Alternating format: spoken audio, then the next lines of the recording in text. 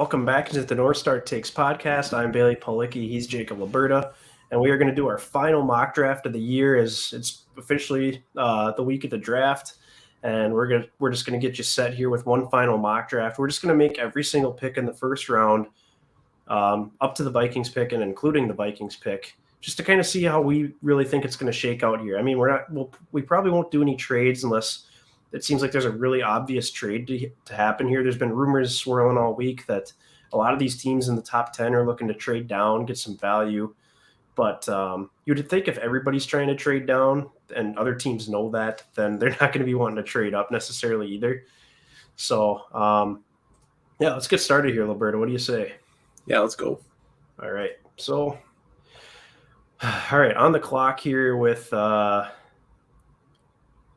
I don't want to offer trades, so I can start the draft. All right. Yeah, so we're on the clock here with the Jacksonville Jaguars. There's been, rumors flying that maybe Trayvon Walker from Georgia's the pick here. I still think Aiden Hutchinson is the most likely to go here. I guess you'd agree with that? Yeah, I feel like Hutchinson should be a slam dunk here. Yeah, it would be a total Jags pick to just go for the risky player rather than just drafting a surefire dude that's just going to get you sacks year after year. So absolutely. So let's go Hutch here. Yeah, let's assume the Jags are smart. Urban Meyer's gone. Let's give him Aiden Hutchinson. So now we got the Lions on the board, and this pick is interesting because some people think it could possibly be Malik Willis. I've seen Sauce get projected up to number 2. We've seen Kyle Hamilton up there. Mm-hmm. Especially like a Kayvon Thibodeau obviously makes sense as an edge rusher. So what are your thoughts on what the Lions might do at 2 here, Liberta? Yeah, there's a lot of directions they could go. I think it feels like this is a spot to take a premier edge rusher or a quarterback, and seeing as though they're actually pretty fortified along their offensive and defensive lines, so maybe lean towards the quarterback. Obviously, it's a weak quarterback class, but I'm a pretty big believer in really coaching or coaches and coaching staffs getting a good look at a guy or guys at the Senior Bowl, and I really am buying into the fact that the Lions will really like Willis coming into this just because they coached his Senior Bowl team, and I think they probably got every chance to get to know him inside and out at least as much as you can in a week. So really, I'm kind of leaning that way. I feel like they're going to take him. I've heard the comp out there of him being the next Michael Vick, and I mean Michael Vick was taking number 1 overall in his draft, so it's I kind of feel like that could be on the table here. What are you thinking, Bailey? I think so too. I could see the Lions making a splash. I want to say Goff is under contract for just 1 more season. I don't know that for sure, I guess, but it would make sense to draft Willis, sit him behind Goff for a year. I mean, if you really think this guy is capable of being the next Michael Vick, like you said. So I agree with you. I could see the Lions making a splash here, so I think we're going to give him Malik Willis. Yeah, let's do it. All right, now we got the Texans on the clock. Their needs is every position. I could definitely see him go corner here. I could also see Kayvon Thibodeau as they really need an edge rusher. I guess what are your thoughts here? I've seen people thinking they might pick a tackle here too. So what are your thoughts on what the Texans might do, Liberta? Yeah, I feel like they could probably wait on the tackles here just because there are a good few of them they could potentially select, and I think they have another pick right after the Vikings at 13. So I think they have a decent chance of landing one of them. Like I don't think. I mean, there could be a run, but I feel like at least one of them's got to slide down to 13, like Rashawn Slater did last year, all the way to 13 to the Chargers. So I feel like here it would make more sense for them to probably take a franchise edge rusher, and I feel like it's got to be Thibodeau just because I know for how long he was always mocked as like a top 2 pick, like right after Hutchinson, and coming into the last college football season, like he was arguably the best player. So I feel like it's just too good to pass up there. Where I think the hype around him, I know, has kind of come up and down, and more so down in the last couple months. But I feel like here, when you look at the board, there's so many tackles, and they have another first round pick coming up. So I'm kind of feeling Thibodeau here. Yeah, I agree with you. I think the edge rusher, I just feel like Thibodeau's not going to fall too far. I think the talent's just going to outweigh all the negative talk. So, let's give him Kayvon Thibodeau. Number 4, the Jets. I feel like this has to be Sauce Gardner almost. What do you think? It kind of feels that way, yeah. Because when you look at their 3 biggest needs, like it's got their wide receiver, linebacker, cornerback. I don't think there's any wide receiver you're taking 4th overall this year. And then linebacker, certainly not. That's borderline not a first-round position. So I would say I'd say, yeah, Sauce slam dunk just because it feels about as safe as you can get as far as cornerbacks go in this draft. Yeah, absolutely. So let's move on to number 5, New York Giants. I think this is definitely an offensive tackle.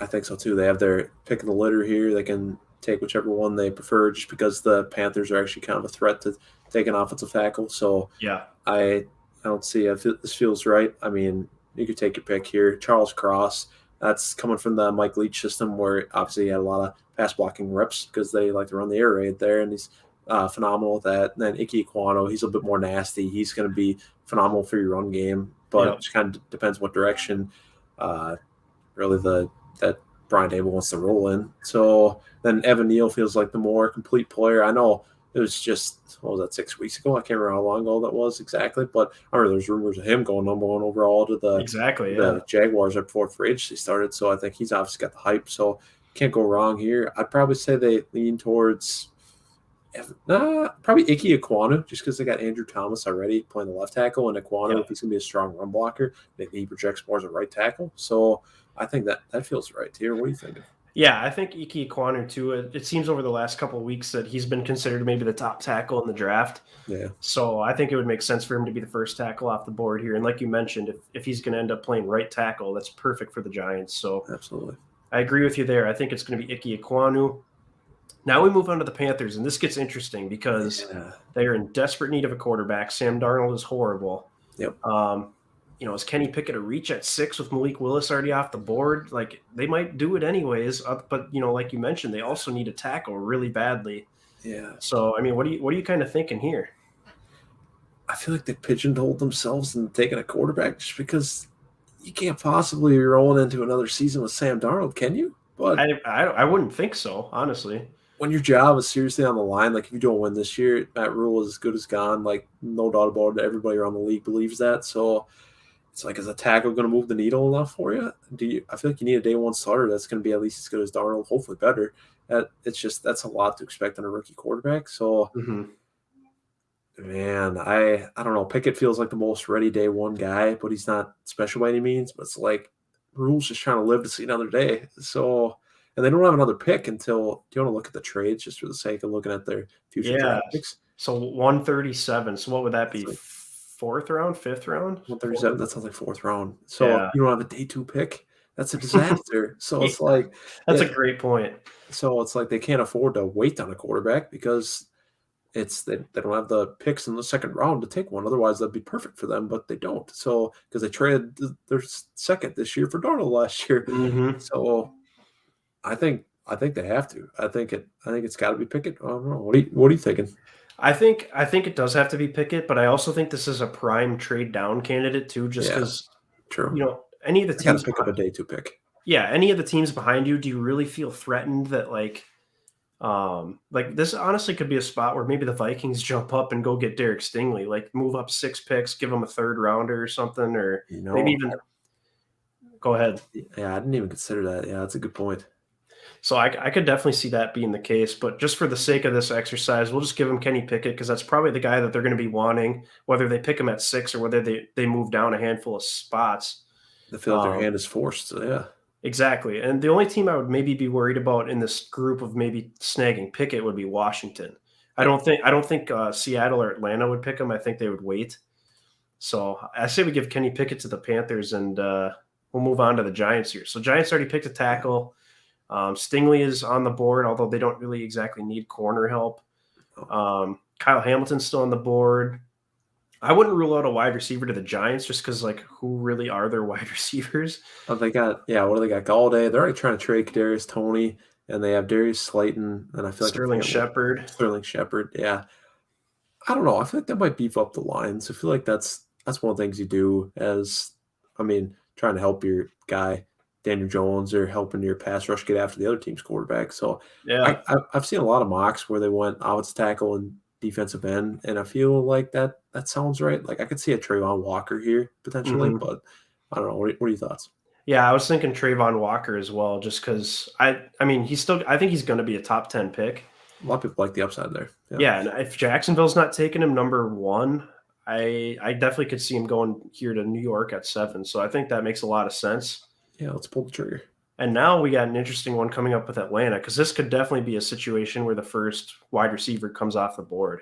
Absolutely. I mean, who were their wide receivers after Ridley got suspended now and Julio Jones been out of the picture? It's literally Kyle Pitts and who else? Russell Gage is even in Tampa Bay now, so it's like Yeah, they they have got nobody. nothing. So they have to take one of these receivers, I think, but it's just which one projects as their number one receiver that they feel comfortable with. I mean, I could see like a Drake London going here. I'm not a big Mhm. Drake London guy, but I know everybody else can identify him as the number one receiver in this class just because James Williams would be, but he's coming off torn ACL. Then you got the two Ohio State receivers who everybody believes are like those polished route runners, but maybe Yep. not necessarily have the ceiling of a guy like Drake London. So this feels like a logical spot for him. But what are you thinking? Yeah, I'm thinking Drake London or Garrett Wilson. I think Yeah, I feel like they think Drake London could potentially be their next Julio Jones, yeah, which is probably dangerous. But at the same time, like yeah. It's a dangerous bet. somebody's going to pick him. A lot of the experts see him going as a top 10 pick. So For I sure. think this is definitely an ideal spot for Drake London. So I agree with Yeah, you there. We'll pick him for the Atlanta Falcons. let's do it. And notice we still haven't sent Derek Stingley off the board yet. Although there's some interesting ones coming up here. Both Seattle and the Jets. I guess the Jets we The already had Jets took Sauce Sauce, going there. So but Seattle and Washington. yeah, Seattle and Washington both could probably use a corner. Yeah, What are your thoughts here with Seattle? I mean, it's to me, it's kind of looking like Stingley unless they really just decide they love one of these tackles. yeah. This feels like the Stingley spot, unfortunately for us. But I mean, I'm fingers crossed that it doesn't play out like that. Just because the Seahawks front office, their whole regime there, they're usually known to not necessarily do everything by the book as far as draft Yeah, strategy goes, especially with these first round picks. So they could do something kind of weird here, but it's hard to see what exactly that is. But it feels like Stingley would just be too rich. I think that him at 9 is just great value that they couldn't pass up. So I'd probably say Stingley unless you got some other idea. yeah, for sure. This is tough because I would have if you would have told me that Willis and Pickett were both going to go in the top 10, I would have felt really good about Stingley's chances of sliding down. But then when you see it play out like this, I mean, definitely I can see these tackles sliding. I mean, Yeah, it's unfortunate, but that's just kind of the way it's looking. And there's been some rumors that the Jets are interested in a tackle because they're not exactly thrilled with Mekhi Becton. he's hurt a lot. Yeah, exactly. So I could definitely see tackle going 10. But yeah, I agree with you. I think Stingley is probably going here to Seattle. So Yeah, sad day. it is sad. It's unfortunate. So now we got the Jets. They really could use a wide receiver to give Zach Wilson. Um, like I just mentioned, potentially a tackle could make sense here. So what do you make of the Jets situation with their second first round pick? Yeah, this feels like a spot for a wide receiver, and I think they need a true number one because they're trying to have Corey Davis be that guy last year, and they already have Elijah Moore too, who I think can also be like a two guy, but it's just Yeah. no alpha true number one wide receiver. So that kind of feels like the direction here, but it's like who is that? I mean, is it Jameson Williams? Maybe is that enough of a game changer for them? I mean, coming off torn ACL, still going top 10. I don't know. Garrett Wilson, but it's like, does Garrett Wilson truly project as like a number one wide receiver? I don't know if he's. Hmm. It kind of depends on your definition of that too. Like Drake London probably would have made a lot of sense here too, but I mean, take your pick. I guess it's hard to know what the Jets' philosophy is as far as identifying wide receivers go, though. Yeah, I mean, if it was me, I'd probably identify Garrett Wilson as that number one receiver, especially Yeah, with Jameson Williams coming off the ACL tear. The Jets probably need a guy that can step in right away and so contribute. this feels like a logical spot for Garrett Wilson. Then Yeah, I'm thinking Garrett Wilson, which as a Vikings fan, that hurts. it does hurt because looking ahead, I would have been really happy with Garrett Wilson or Jameson Williams.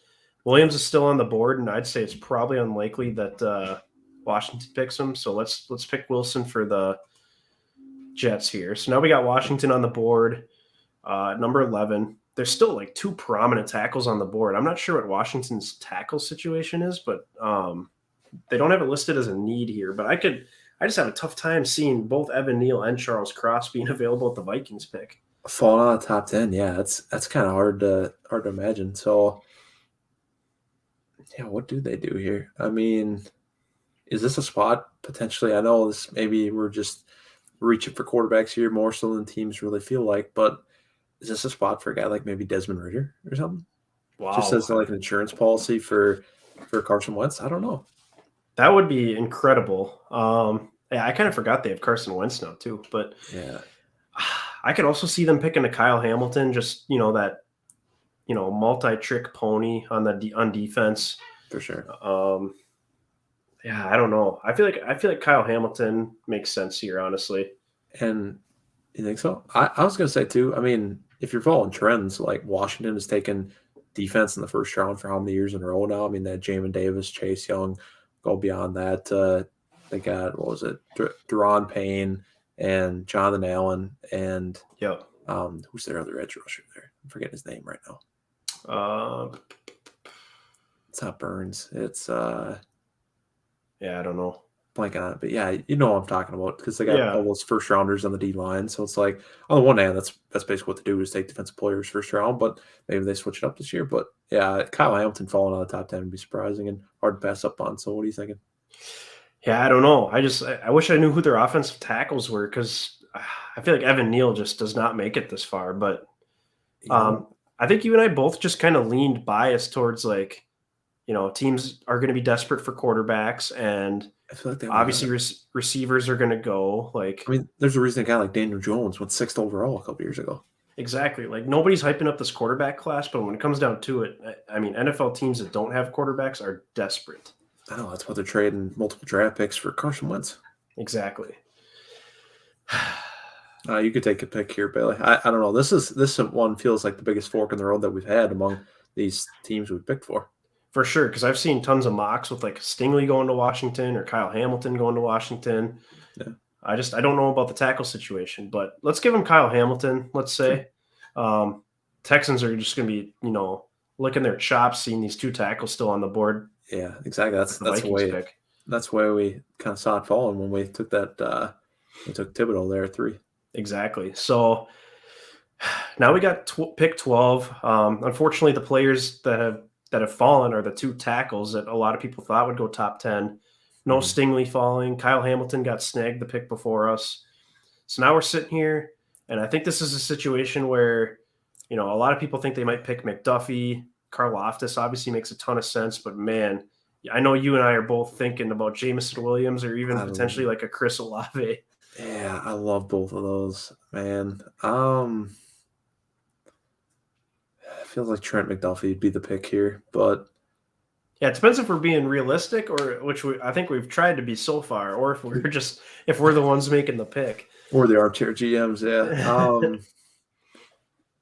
Man, yeah, I would take both James Williams and George Karlaftis before I'd take Trent McDuffie. But yeah, I agree with you. Just because Karlaftis, I feel like he's not getting enough hype, in my opinion, just because he's a guy who has the NFL size and he's got the college production to back it up. He was an early starter at Purdue. I mean, there's no red flags to him off the field. I think he's just a solid player and come in and be a mainstay on your defensive line for years to come. So, that's hard to pass up on. And James Williams, just a game breaker. I mean, I would be ecstatic about that. I don't know. What are you thinking? Yeah, I'm thinking Karlaftis if we're being realistic / what we should do. Yeah. I definitely think Williams is a major possibility here. Yes. And you and I have talked about that before in previous mocks, how we could see Kwesi doing that, but and how much does KFC want to maximize that offense and that wide receiver? Right. Room? I think Karlaftis is a smart play because you can always grab a receiver in the second round. Like guys I'm thinking of are like Christian Watson from NDSU. For sure. Maybe a George Pickens from Georgia. So like a Sky Moore or something, yeah. Yeah, Sky Moore, which PFF actually has him, graded pretty highly here. Yeah.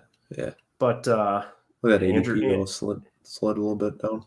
Yeah, Andrew Booth is still on the board, which this is too high for him, obviously. But I don't know. I'm thinking I say we go with Karlaftis here, just really bolster that defensive line.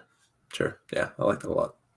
So we'll go Karlaftis, and then obviously it doesn't matter at this point because now it's Houston's pick. They're definitely picking one of these two tackles. So, yep. Oh, man, what a crazy draft. I think it'd be unfortunate for the Vikings if that's kind of how it played out, just because the two tackles are on the board. But then again, maybe a team comes calling. Maybe one of these teams from down here really wants a tackle, and they'll come up to 12 to come get them. That is true. Like maybe a Saints or something moves up the board to try and get like Evan Neal. Exactly. Yeah, because the Saints really could use that. I think they lost Teron Armstead, right? Yes, they did. Yeah, they lost him. And I think they have 2 first-round picks too, right? Yes, they do. Yep.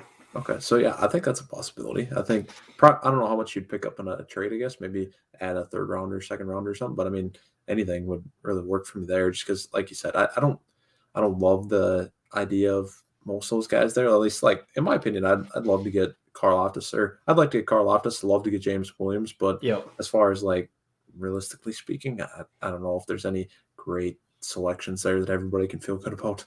Exactly. Yeah. It's going to be interesting to see how it plays out. It's probably one of the most unpredictable drafts that we've ever seen just because of the lack of like top end quarterback talent or Just uncertainty. Yeah. yeah, there's not like a true wide receiver one that's sticking out to people. So I mean, heck, there's not a slam dunk number 1 pick right now. Everybody's yeah, going true. between Hutchinson for a while, but then it's like, oh, maybe Trayvon Walker. Who knows? But Yeah, it's wild. So it'll be interesting to see how it turns out. But I guess any other final thoughts from you before we wrap up our mock draft season and look ahead to the actual draft? yeah, I'm pretty excited for this. I want to know what Kwesi in a draft is like. I think there's a lot of different directions we could go. It's just which path is he going to choose? Yeah, I'm with you. I'm just hoping it's not like the same old Trader Rick where we trade down a million times, collect a bunch of late round picks, and try and fill out the roster that way because we have no cap space. So, I know, right? But yeah, it'll be interesting to see what they do. But definitely looking forward to it. And it's basically NFL offseason Christmas. So, Let's go. yeah, best time of the year for the NFL, other than obviously NFL playoffs and week one and stuff like that. So that'll do it for this edition of the North Star Takes podcast. Please be sure to hit the like button on this video and subscribe to our channel if you haven't done so already. Feel free to give us a follow on both Twitter and Instagram. Let us know your thoughts below. How do you think we did with the mock draft overall? Do you think we made some stupid picks? You can shred us if you want with some of the decisions we made. Yeah. And especially at the Vikings, did we make a mistake passing on a wide receiver to pick Carl Loftus? So, yeah, let us know your thoughts and maybe what you think is going to end up happening. So until next time, thanks for watching.